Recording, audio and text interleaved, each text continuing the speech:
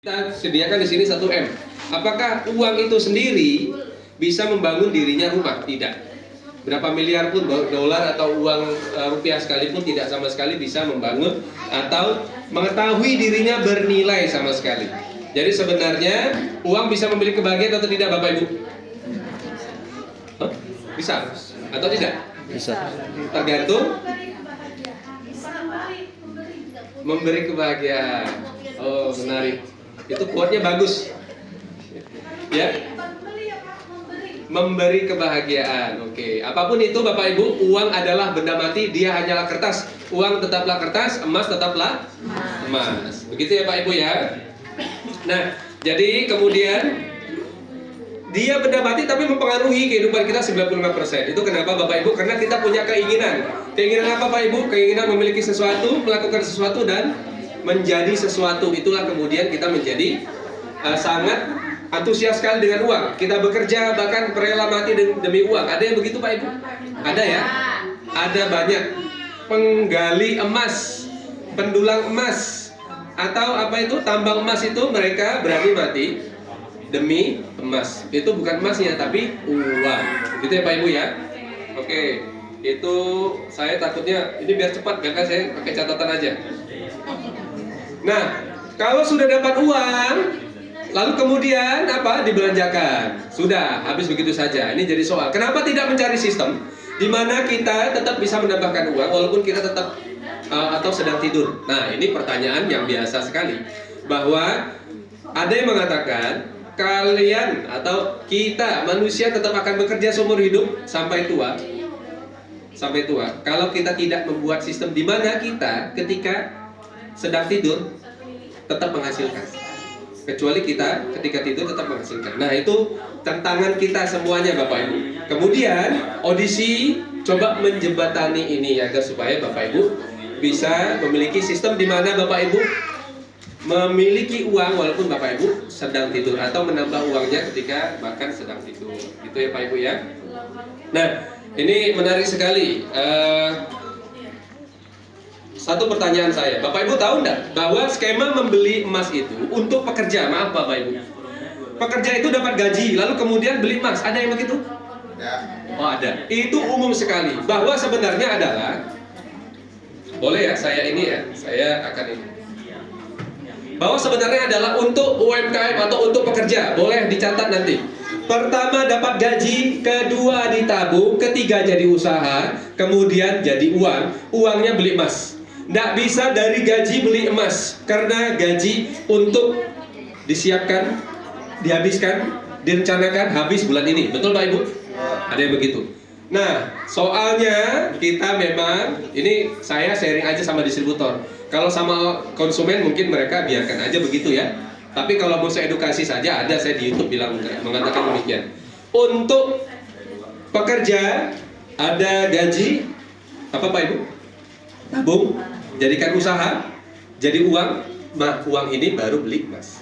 Bapak Ibu nggak bisa beli emas dari uang yang panas, uang yang direncanakan untuk habis bulan ini, nggak bisa, nggak boleh sekali. Jadi gunakan uang itu, uang untuk beli emas adalah dari uang yang memang Ibu hasilkan dari usaha, yaitu uang apa tadi Bapak Ibu ya? Itu namanya memang uang investasi ya Pak Ibu ya. Ingat sekali lagi, investasi adalah usaha, ditambah lagi apa? Belajar. Itu investasi yang tidak pernah habis itu Pak Ibu. Kita menjadi ahli ketika kita melepaskan pengetahuan kita. Tidak mungkin seorang ahli tidak punya ilmu tapi kemudian nggak melepaskan ilmunya, nggak diajarkan, nggak dilakukan. Itu nggak mungkin. Itu investasi luar biasa. Lalu ada properti. Properti itu untuk diwariskan, niaga untuk mendapatkan uang, ilmu untuk dibagi. Banyak sekali hal-hal yang ingin saya sampaikan, tapi saya ingin singkatkan saja. Begini Bapak Ibu. Untuk tadi apa? Yang karyawan seperti itu. Kalau pengusaha, ada usaha, ada uang, beli aset, passive income, baru beli emas. Itu pengusaha. Itu pengusaha seperti itu. Pengusaha tidak bisa bilang ada usaha, apa tadi Pak Ibu? Ada uang, itu harus beli aset. Kenapa? Ngerti nggak maksud saya aset? Membuka cabang. Begitu. Biasanya ini diajarkan oleh guru-guru kita. Seperti itu. Kalau untuk pengusaha tidak bisa ada usaha. Apa Pak Ibu? Tadi yang untuk karyawan niaga ya, bukan usaha ya. Usaha berbeda lagi. Maksudnya di sini adalah mungkin perusahaan atau apa. Kalau niaga saja sebagai pekerja ya nggak mungkin buka cabang ya. Kalau begitu ya sudah resign saja dari perusahaannya begitu ya. Ada usaha, ada uangnya, buka cabang atau buka aset yang baru atau buka cabang ya. Kemudian dapat passive income baru beli emas. Beli emas untuk apa Bapak Ibu? Tahu ya orang-orang kaya itu beli emas. Mereka kaya lalu beli emas, bukan beli emas untuk kaya. Ini berbeda. Konsumen di luar sana itu beli emas katanya untuk kaya. Ini salah sekali Bapak Ibu. Kalau kaya berniaga Bapak Ibu. Niaga, nggak jadi pengusaha nggak apa-apa. Yang penting berdagang Bapak Ibu. Bekerja di pekerjaan. Dulu saya jadi office boy Bapak Ibu. Ketika merantau ke Jakarta, saya dagang. Gaji saya 600.000 tahun 2006. Saya dagang apa Pak Ibu untuk dapatkan tambahan? Saya sadar, saya ngantor di lantai 6. Nah, kebetulan di lantai 6 saya jadi UB-nya. Saya lihat ini, daripada si karyawan pergi ke bawah beli kopi, mendingan saya jual kopi. Jadi jual ada 3, ada kopi, ada brownies, ada dulu tahun 2006 banyak brownies tuh Pak Ibu, laku itu. Pernah dengar Pak Ibu? Brownies tuh banyak. Brownies sama pop mie. Nah itu, saya bertahan di sana 1,3 tahun saja. Setelah itu saya jadi guru termuda di Purwakarta. Ya pokoknya meloncat lah. Dari guru termuda, lalu jadi manajer, lalu jadi dosen terbang dan sebagainya. Pokoknya semua karir itu, Bapak Ibu juga dalam karir atau misalnya jualan emas harus meningkat emas itu. Kalau nggak meningkat ini nggak bisa ini Pak Ibu. Baik Pak Ibu ya, itu ini saja.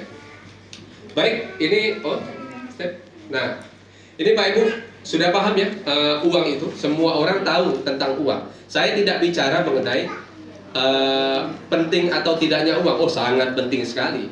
Kita nggak akan bisa membeli apa-apa, menjadi apa-apa dan melakukan apa-apa tanpa uang sekarang ini. Tapi kita tidak mengatakan bahwa uang ini adalah jalan keluar untuk segala sesuatu yang tidak. Saya akan berbicara mengenai uang dulu ya. Sebelum bicara emas kita bicara uang. Jadi Bapak Ibu, bahwa uang yang Bapak Ibu dapat, baik itu dari gaji, dari usaha dan sebagainya, bukan dalam bentuk uang. Tidak ada cerita emas kalau tidak ada uang. Betul tidak Pak Ibu? Betul ya? Ya jadi Bapak Ibu, kalau saya mengajak Bapak Ibu untuk bisnis emas, itu sebenarnya bukan mengejar emasnya lebih banyak, tapi sebenarnya mempertahankan uangnya. Konsep dasar dari UMKM emas adalah mempertahankan nilai uang Bapak Ibu. Kalau misalnya uang, Bapak Ibu sudah tahu inflasi ya. Sifatnya uang ada 3 Bapak Ibu, apa aja? Sifatnya uang. Liquid. Apa? Ya, nilainya turun. Kadaluarsa, apalagi Pak Ibu berubah bentuk. Gitu ya Pak Ibu ya. Mana yang lebih cair, uang atau emas? Uang. Lebih cair. Uang Lebih cair. Jadi saya tidak mengarahkan Bapak Ibu jadi mata duit, enggak. Saya ingin menyadari Bapak Ibu bahwa saya tidak mengajarkan Bapak Ibu mengumpulkan emas tapi ternyata nggak ada uangnya, bukan. Makanya saya ingin kasih tahu nanti gimana caranya uang kita lebih banyak. Ini mudah sekali sebenarnya, nggak rumit. Bisnis emas adalah menjaga uang, oke? Bukan cinta emas, kita cinta uang. Jadi sebenarnya cinta di sini artinya kita harus terobsesi sekali dengan itu. Kita di sini obsesinya bukan karena kita mau bermegah-megahan atau flexing, tidak Bapak Ibu. Agar supaya Bapak Ibu, kita bertanggung jawab atas diri kita sendiri, keluarga kita sendiri, masa depan kita sendiri. Percaya atau tidak Bapak Ibu? Percaya. Betul begitu ya Pak Ibu ya. Niaga dan investasi bukan emasnya. Jadi emasnya ini adalah menjaga apa tadi Pak Ibu? Menjaga nilai uang kita. Mengelola uang adalah kelola diri. Jadi Bapak Ibu, oke saya bicara begini. Banyak orang mengira bahwa mengelola uang adalah mengelola angka, mengelola fisik, mengelola uang kertas. Bukan Pak Ibu. Saya contohnya.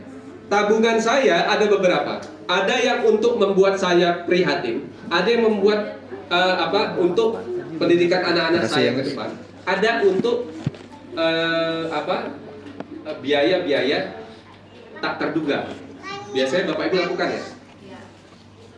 Kalau saya punya uang nih Bapak Ibu ya. Kalau saya punya uang, itu kalau banyak sekali, misalnya 5 juta nih uang saya. Saya lihat uang saya banyak, contoh ya. 5 juta aja dulu, jangan 5M. Kalau saya lihat 5 juta, saya jadi malas. Kenapa? Karena saya merasa ada uang. Tapi kalau saya ambil 4.500.000, saya sisihkan ke tabungan saya yang 3 tadi, tinggal 500.000, Bapak Ibu prihatin nggak jadinya? Prihatin ya? Kalau Bapak Ibu tahu, pegang uangnya tadi, misalnya 3 tabungan tadi, Bapak Ibu pegang, itu nggak merasa prihatin. Kenapa? Karena gampang diambil. Kalau Bapak Ibu simpan uang itu, sisihkan uang itu jangan sampai bisa diambil lagi, itu Bapak Ibu mungkin akan terlatih ke sana. Sebenarnya pengelolaan keuangan ini ada fasenya di mana Bapak Ibu nanti terbiasa dengan itu. Awal-awalnya berat sekali ketika ada uang nih, misalnya 10 juta. 5 jutanya langsung ke transfer ke satu rekening. Sekian jutanya ke rekening ini, sekian jutanya ke rekening ini. Tinggal 1 juta. Itu Bapak Ibu pasti perhatiin, waduh gimana nih tinggal 1 juta. Secara logika, kita punya uang, di dalam pikiran kita yang sadar, kita nggak punya uang. Tapi kalau alam bawah sadar kita paham bahwa sebenarnya kita punya uang. Tapi kadang-kadang kita ini dipengaruhi oleh kesadaran kita. Kita kadang-kadang sedih lihat satu film, padahal itu film, kita terbawa arus. Nah, itu pikiran kita mempengaruhi diri kita sendiri. Ada kelemahan dalam diri kita sendiri, di mana kita dipengaruhi oleh pikiran kita sendiri. Kenapa kita tidak manfaatkan saja itu? Ada uang, sisihkan langsung, lempar. Jangan sampai kita gampang ngambil uang kita. Nah, ini itu salah satu skill di mana kita bisa kelola diri kita sendiri. Ada orang mikir bahwa gampang lah kelola uang, tapi begini-begini. Enggak begitu. Memang harus melibatkan perasaan kita. Jangan sampai kita gampang mengambil uang kita. Oke Bapak Ibu, kita to the point aja. Ini Pak Ibu, untuk mendapatkan uang Bapak Ibu di dalam usaha UMKM Mas ini adalah jual perhiasan. Perhiasan itu banyak sekali peminatnya Bapak Ibu. Betul Pak Ibu ya? Untuk ibu-ibu biasanya jual, ada teman-temannya ya, yang perempuan pasti banyak. Lalu jual emas batangan. Emas batangan paling banyak diminati tahun 2023. Nah, kenapa di sini emas batangan lebih banyak? Padahal perhiasan itu banyak yang jual. Karena setiap toko emas ada keuntungan beli emas batangan, bukan emas perhiasan. Perhiasan itu sebagai modal. Dia taruh di atas. Nah, skemanya begini Bapak Ibu. Ini Pak Ibu, biasanya kita kan jual ini ya, lalu kemudian ada keuntungan. Nah, ini contohnya saja ya, emas batangan biasanya di sini, tapi sekarang kita tempatkan perhiasan. Kenapa perhiasan? Karena keuntungannya lebih banyak dan permintaan lebih banyak. Ada keuntungan dirubah jadi apa Pak Ibu? Emas batangan dan sisanya jadi uang. Nah, uang ini yang dipakai Bapak Ibu lah untuk mendapatkan keinginannya, melakukan apa, memiliki apa, begitu Pak Ibu. Perhiasan sebagai rahasia penjualan toko emas. Kenapa toko emas perputaran cepat? Karena ada perhiasan. Dapat diolah Pak Ibu. Nah, dapat diolah artinya bisa dijadikan emas perhiasan lagi atau emas batangan atau jadi uang. Emas batangan sebagai rahasia kekayaan toko emas. Nah, kenapa toko emas tetap kaya? Karena nilai uangnya dia pertahankan, tidak kena inflasi. Walaupun memang sebenarnya emas itu naik nilainya bukan karena inflasi, tapi memang berbeda. Contoh tahun 2002 harga 1 gram berapa? 100.000 rupiah, 103.000 rupiah. Sekarang harga emas berapa Pak Ibu 1 gram? 1,4. Waduh, sudah jauh. Ada nggak produk retail tahun 2002 harganya 100.000, sekarang 1.400.000? Nggak ada. Susu saja, ya ibu-ibu ya buat anaknya beli susu itu berapa dulu harganya? Yang dulu mas anaknya sekolah. Sekarang susunya nggak, paling ya saya hitung ya, susunya dulu misalnya contoh ya, harganya 30.000, sekarang paling ya 80, 60, nggak sampai ya 100.000 gitu Pak Ibu. Nah ini Pak Ibu, emas batangan sebagai rahasia kekayaan toko emas, dia simpan emas itu. Jadi Pak Ibu, niat saya adalah Bapak Ibu punya emas lebih banyak dan uangnya terjaga. Nah, uang ini yang kita bicara sekarang, uang hanya sebagai alat tukar dan dana dingin. Jadi dana dingin saja. Ada uang, sebagian belikan emas, sebagian buat apa? Bingung. Nah, saya mau tawarkan ini Pak Ibu.